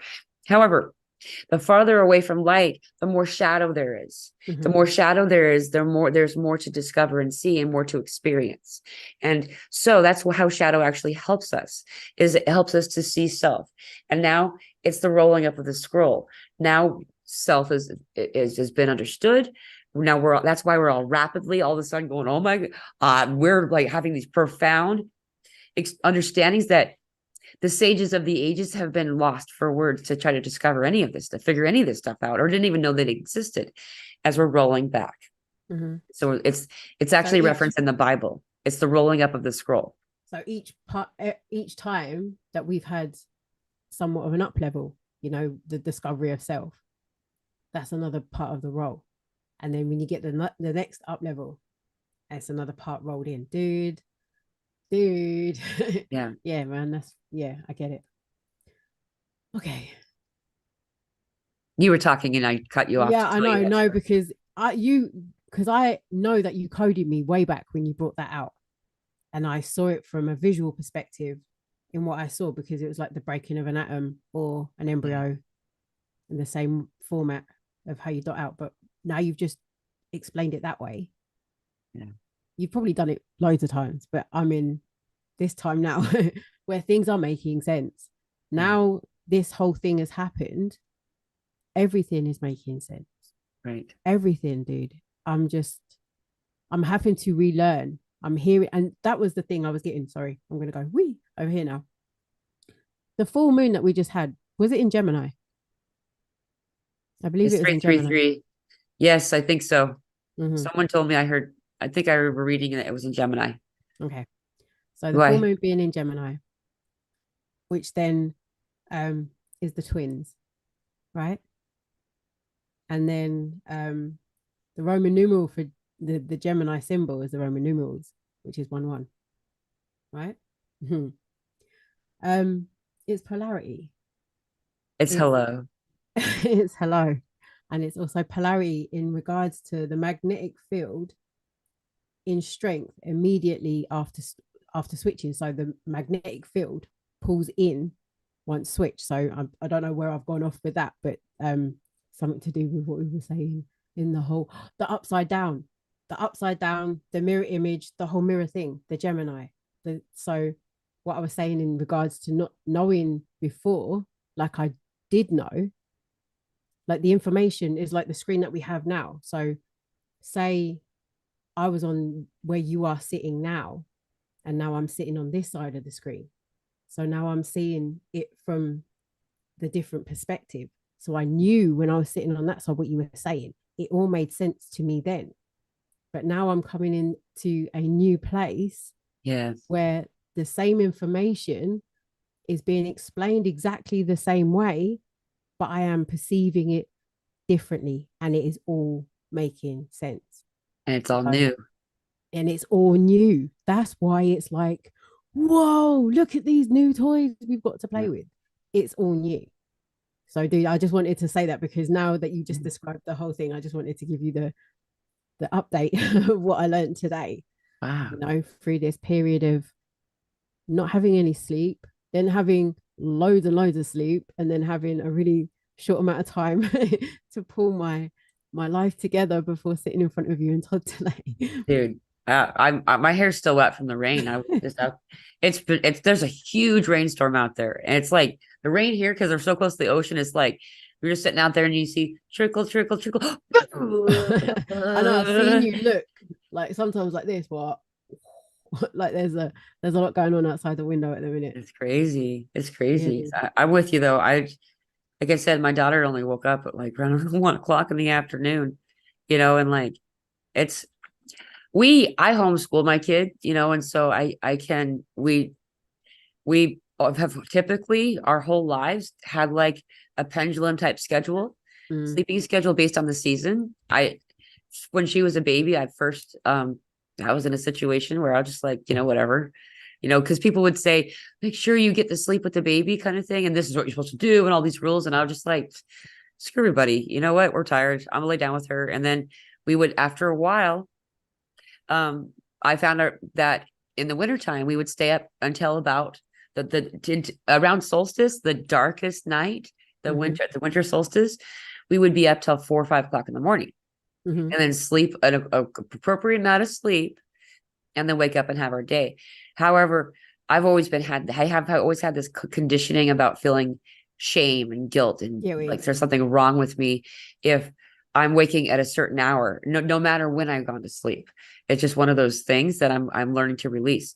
And with her, because she doesn't have that coding, she naturally changes her cycle. And so this being closest to the solstice, it actually makes sense that she's doing this, but we're still trying to, because we're having people in the world now, they are around us now instead of pretend ones. You know what I mean by pretend? You can turn the computer off.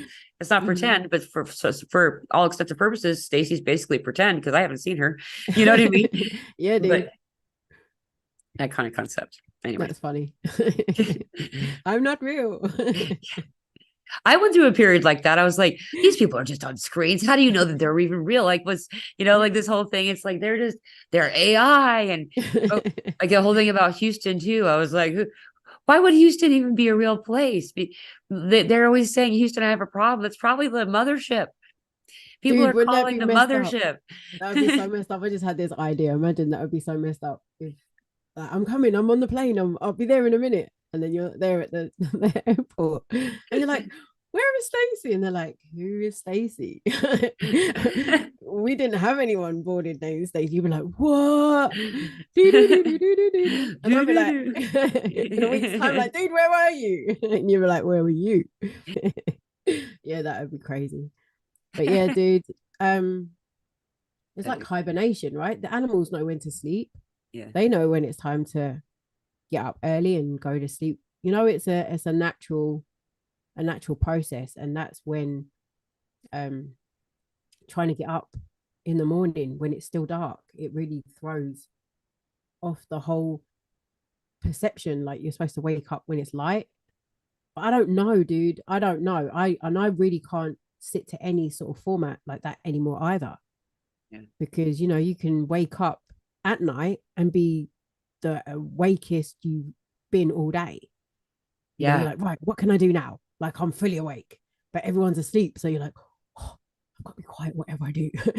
I'm going to wake everyone up, and it's what your body does. It's a natural, organic way of how your body is. And it's, for me, I know if I fight what my body's trying to do, I get unwell. Yeah. I get unwell. Like, I can't, or I won't fight my sleep. If I've had a whole night's sleep and in the day I feel like my eyes are starting to go and I feel like I need to rest, I will say I need to go. It might be I even need just 10 minutes to close my eyes and just let my eyes be rested. Right. And my body can reconfigure, and then I can go again. Or it might be like I need to go back to sleep for a good couple of hours. Today was one of those days. I would wake up and think, right, I've got things to do. And my body was like, I don't think so. Not really, you're fine. Yeah, you're good. Sleep. And I'd go back to sleep. And my daughter was like, you were completely just asleep. Like, so asleep. Like, everything, the house was doing what it does and everyone is loud and I didn't stir once. Yeah. I think I started to stir when my body was like, well, I think you're hungry now. Now you're gonna have to get up. Now it's time. And I'll be like, okay, I'll get up and eat. And then I was like, oh shit, I've got way more things to do than eat. So, but then, and it was the whole thing when you messaged and said, dude, I'm moving really slowly. And I was like, yeah, dude. So am I, like, really, really slowly, but everything is still happening. So I'm just like, and I've also found this is such a profound thing that I've learned over the last few years, and it's really, really helped me, because before I would bluster and I would bumble and I would rush if I was late. It's the whole take your time.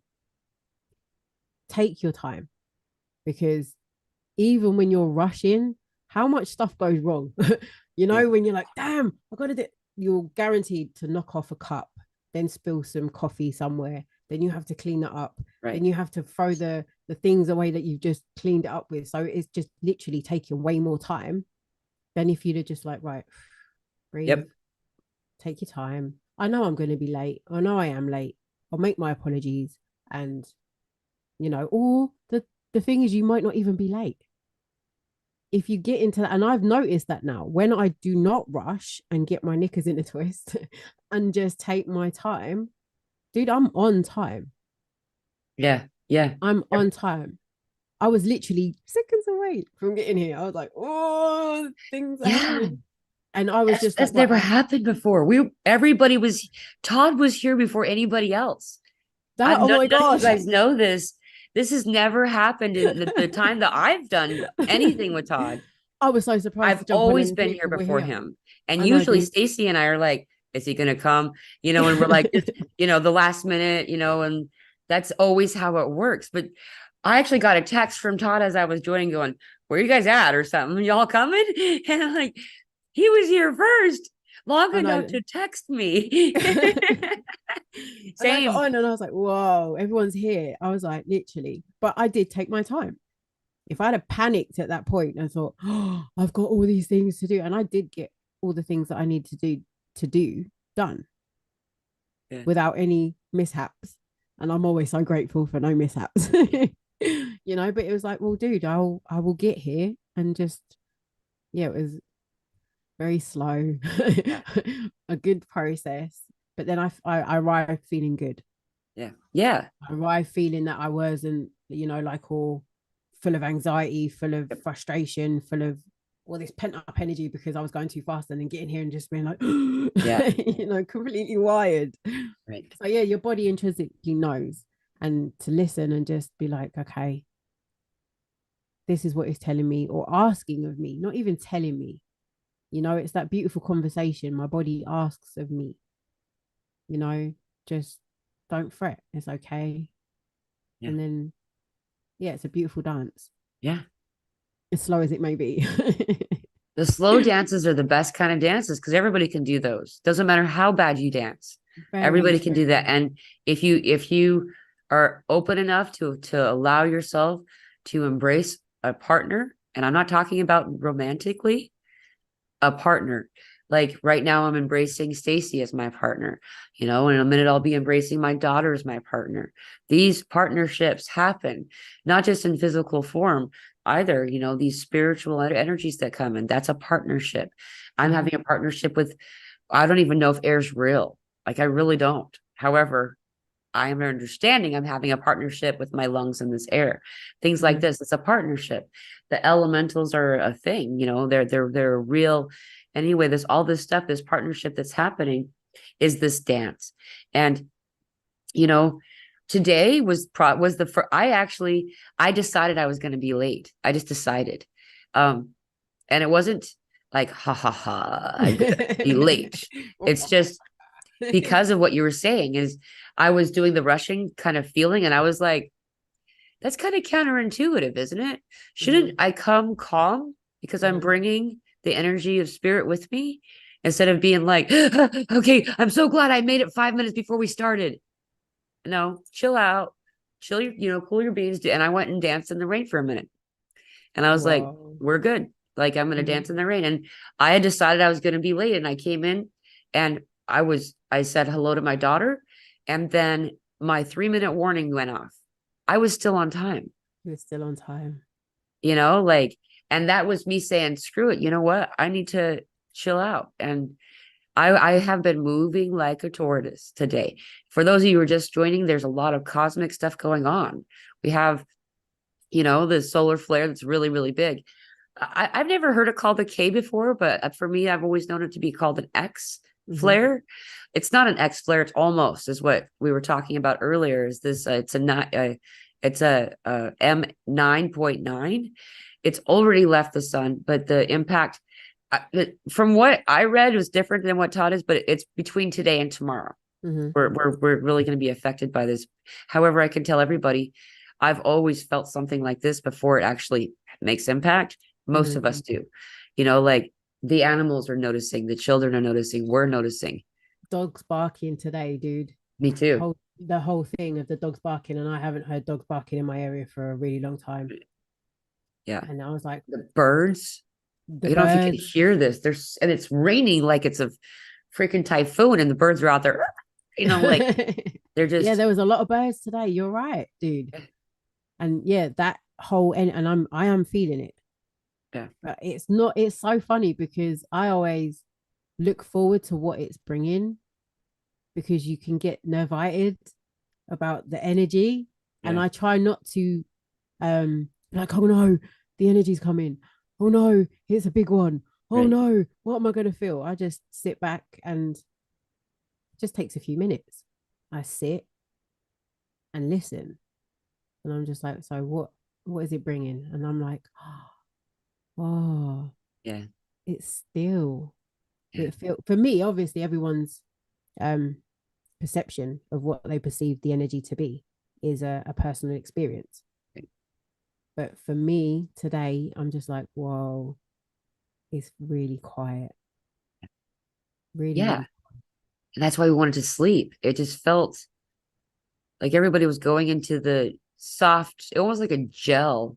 Mm-hmm. Gel is not the right word because it's a little more solid. It feels more like you're supported more. Like a waterbed, Kind of like like a the water bed. It's just mm, like, and everybody's just kind of there, yeah, like and I've you're got this going with the whole flow of this like gentle kind of, yeah, it's just a thing that we're all prepared. Okay, so also this is the last day of the month, and historically, starting in August, historically, um, so far every month, the last day of the month and the first day of the next month, the evening in the in-between place.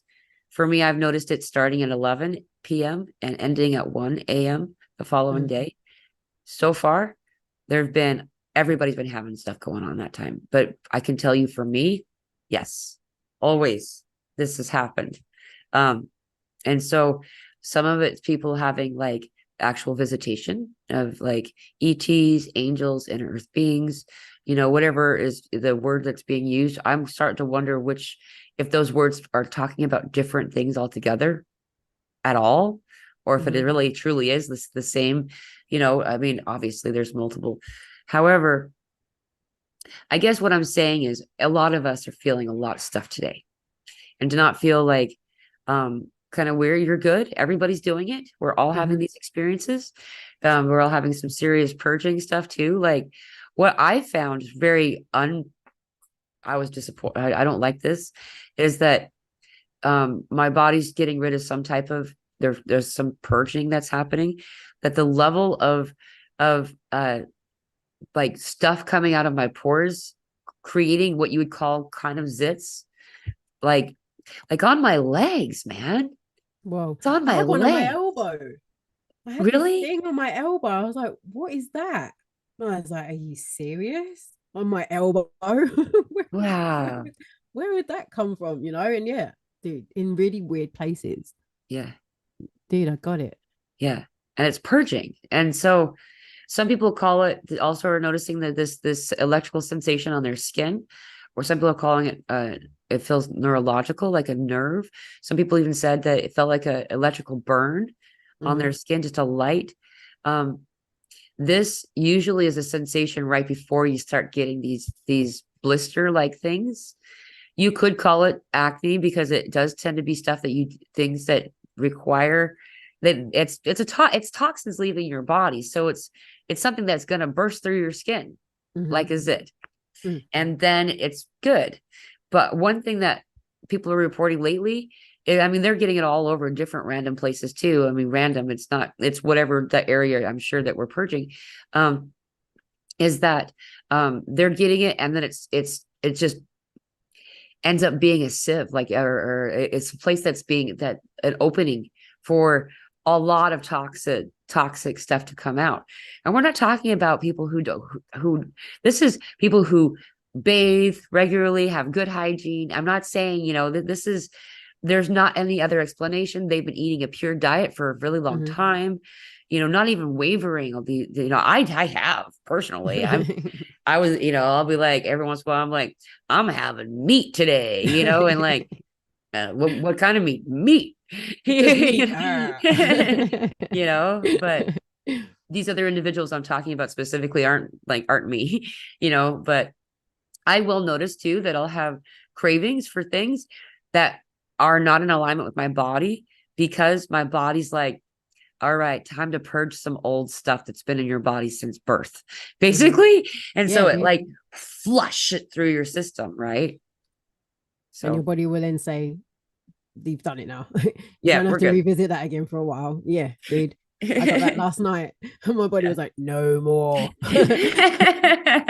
You've done it now, and that's enough. And I was like, okay, I'm listening. I'm listening. It's the tea today and the mucus thing, dude. I noticed all three of us at one particular point at the beginning of the show. We were like, Yeah, I'm so bad today. Oh, it's so here, and yeah. it's right there. And I do generally do a mucus cleanse. Normally Manuka honey is really good for bringing it up. Yeah. I use Manuka honey, maybe warm water. But today I'm just like, whoa, this is more than usual. And it's just it's a consistent thing. It's there, and Yeah. it's like, oh, excuse me. Oh, Yeah. excuse me. I'm continuously turning my mic off so I can clear Yeah. it, and it's been a clearing process, and it's a thing, dude. We're all sitting It's a in. thing. It's a thing. I keep, now I forgot where you were. I was like, there's Todd there and you there, but you guys are like neighbors now. But there's Todd there, you there, me here. And like Elsa would say, we're having this connection. Yeah. And so it's not a symptomatic thing where we're passing anything on to one another. It's a Right. thing that we're all experiencing it in real time Yeah. at the same time. Yeah. It was like we were playing pass the parcel with it. I was watching Yeah. it go round. Like Todd would do it, then I would do it, then you would do it, then you would That's do funny. it, then Todd would do it, then I would do it. And I was like, I was watching it go. That's Yeah, hilarious. I did get a little bit distracted. And So, it's true. It does, and also people in places on the planet that are currently in summertime. And just to be clear that I this is a fun thing to kind of that I've been thinking about, but just very briefly, so we do need to wrap it up soon. I have another meeting in a little while. Is that for the longest time, I've just openly accepted wholeheartedly this thing called cold season. mhm. And that this is a seasonal thing that for some reason, no one really ever has a full on explanation. And the ones that haven't been offered, I don't buy, is that when it gets cold, people get a cold. Mhm. That's just what people have learned to accept. But now that we're starting to realize that a lot of this, like there isn't anything in the most medical practices, I'll phrase it that way. Most people practicing medicine have not been taught preventative care or any type of nutrients or nutrition. Like these are important, keep your body healthy kind of things. Mhm. I bring this up only to show, like these some of these things we've just openly accepted and said this is probably real, might not be. Mhm. Like I was told I was dying in 2007, and like I paid 6 months rent and then just kind of waited to die. And like, and everyone was like, well, how are you still alive? Forever. I mean, now it's 2023, Mhm. and um it's I didn't participate. I didn't take the medications that they told me to take. They didn't even know if they were going to work. They're like, this might work. Try that, try that. Just like you're throwing darts and in the dark, Mhm. and like, what's different about me and the other person who was in the bed next to me? That was the only thing.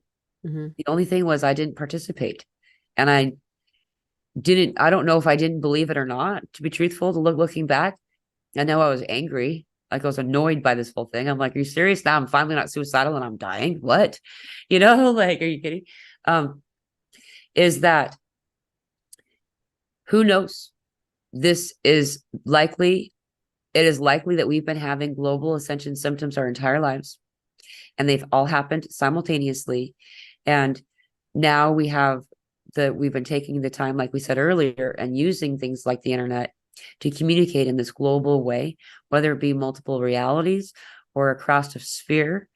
We're all having exactly the same symptoms simultaneously, whether you're in Australia or England, New Zealand, America, Netherlands. We go all around. We have friends in Transylvania. We have friends in you just go, India, everybody at the same time having a cold during Mhm. cold season for only some of us, because some of those guys are in summertime. You know what I Mhm. mean? So like, So then it changes to something else. I'll give it another name, or yeah, it is very, dude. And the thing is, I think there could be a way where you could get so wrapped up in all of that and be like, oh, it's another thing, but it's just, if everyone is listening. And it's just that whole listening, right? Listening to your body, listening to, I don't want to, I need words, Maddie, where are you? Just listening, because I know if I've got mucus in my body, it wants to come out. Yeah. And I'm always like, spit it out. If it's coming up, spit it out. If it's coming, don't cough and then hold it. Don't cough and then hold it. Don't cough and then hold it. If it's coming up, obviously we're not going to be doing that here because if I wasn't on like, screen, I already would have spit a bunch of times. Be like the OK Corral. We were just like in a bucket beside me. But if you have a runny nose, get it out. If you have a cough and mucus, get it out. Get out of your system, because your body is trying, like the same way what you said with the pores and any other orifice in your body that is pushing things out. Yep. You're not going to hold it in. You have to let it out. So bring it up, let it out, bring it up, let it out. And it's a cycle, because now you're cleaning it. You're the same way you'd clean out your cup after you've had a cup of tea. You'd wash it out and it would be clean. And then when it gets dirty, you'll clean it again. It's a cleaning process. So it's just a way of just keeping your body clean. And the body does it automatically. It does it itself. It's a self-cleaning mechanism. Like, how fucking cool. I know. Like, how cool is that? It's so cool. It's brilliant. And then there's other things that are given to us just organically, because Gaia always provides. I'm gonna actually give you a Mullen cigarette when you get here. I don't even know what Mullen is, and I'm just like, what is that, dude? It's like, that's so cool. So I harvested it from where I was living in Washington State and brought it with me, because I know what to do in Washington. I don't know what to do in Houston, Texas. That's the same thing that happened when they moved the people from, one region of the country and put them on reservations on the opposite side of the country. They didn't know how to use the land to help themselves. That was their medicine, right? So one of the things of medicine is called Mullen, or lamb's ear. And you harvest it when it's the size of a lamb's ear, and it looks like a lamb's ear. It's really cute. Most people call it the toilet paper, forced toilet paper, because it's so fuzzy and soft. You can use it to wipe your butt really easy. That's good to know. But if you rinse it and dry it, rinse it off, because it's really fuzzy. It can collect fiber stuff. Dry it out like tea. You can drink it as tea. This will work. This helps any upper respiratory problem. Drinking it as tea will help. However, if you smoke it, it's like, here comes all the mucus. Usually for me, it's the next day, like the next morning, it's like I have morning sickness. I'm just, because there's so much is coming out. It's like I'm vomiting. It's just like, wow, how is all this mucus? Yeah. And, what's really cool and fascinating about this, the reason this is the last of the harvest of the 2020 harvest that I did, because in 2018 or so, I think it might have been 2017, I realized all of the mullein was growing everywhere. And people started declaring it a weed, actually, in the area up there. The local government were spraying for them and getting them because it was an invasive weed now. And, but my notation was, we're going to have an upper respiratory problem soon. This was in 2017 or so. And I was like, there's obviously going to be an upper respiratory problem, because that's the solution for an upper respiratory problem. And then all of a sudden, here comes the lockdown and all that stuff, and as that was happening, all of a sudden, okay, now I know I started really harvesting. Like, I had like them all lined up, drying like off the side of the house. It was everywhere. And anyway, this, once, if used as a tea, you want to boil it in the water as it's boiling, and then I find it useful to use like a coffee filter or some type of straining mechanism, because those little teeny tiny hairs can sometimes tickle the throat. And so I strain it through this coffee filter concept. And then always I use raw honey. I feel like it's supposed to activate it. I don't know. I feel like it's part of the rule. It's very earthy flavor. It's not like something that you're like, I'm going to have more of that, but it's not bad. However, I just want to I'm one of those people that pull that Band-Aid off. None of this one hair a week thing. Just rip it off. Just drink So it. I'll smoke it. I roll it Oh. in with just a rolling paper, like you would make a regular any kind of cigarette, and smoke it. Mhm. For those of you who are going to do this, keep in mind that you're smoking a different kind of smoke. So if you are a smoker of some kind of cigarette or anything, you're going to take a little bit of a softer pull off of it than you would something else. It really helps. And some people will have it come up right in the moment. And some they'll find that it'll be, for me, it's the next day that I'm just like, whoa. Last part before I, let you have the floor, is that in areas where this is a local normal plant that grows indigenously in the area, most people of this indigenous tribal kind of collective call mullein tobacco. And so we talk about tobacco as being a specific plant where it's about smoking something for health. There's the peace pipe. There's a reason they circle there's all these other kinds of things, and like not passing any kind of judgment on people who smoke cigarettes or anything like that. It's just that this is a pulling away from what the original word meant.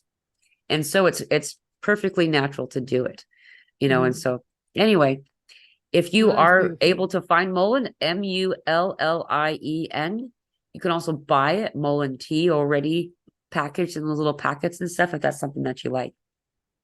Dude, great for sharing. Thank you. And then I coughed.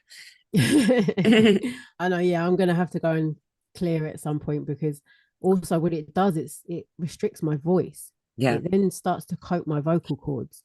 And I find that really frustrating because contrary to belief, I don't shut up. So it's really, really annoying when I can't speak. So yes, dude, it's getting to the point where my vocal cords are starting to get kind of restricted. So yeah, I gotta go. Listen to this.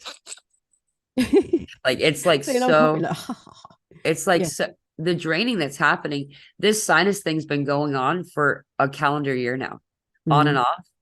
And so I mean, that had nothing to do with cold, right? So anyway, yeah, this was a wonderful conversation, Stacey. It was amazing. Thank you so much. I appreciate you and Todd, and I really appreciate having this space, and I always feel blessed to be here. So thank you. Thank you.